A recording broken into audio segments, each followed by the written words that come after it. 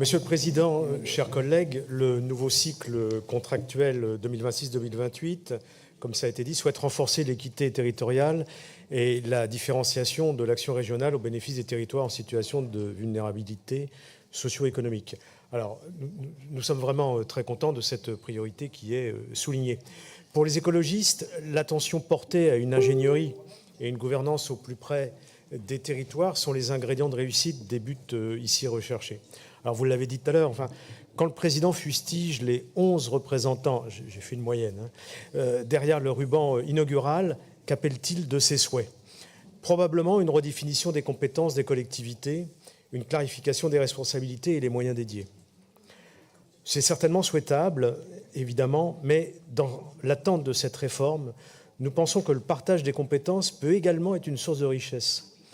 Le partage peut s'entendre comme la part que l'on préserve pour soi, mais aussi comme celle qu'on apporte au projet commun. Et alors, la partition se comprend comme le support d'une unisson.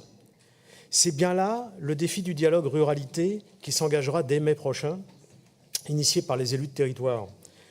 Nous soulignons à nouveau les mots forts de cette délibération, la gouvernance, le rééquilibrage, et nous appelons de nos souhaits, avec les préconisations du Césaire, à une évaluation de notre action pour les territoires, mais aussi à l'appropriation par les territoires eux-mêmes des principes de l'évaluation.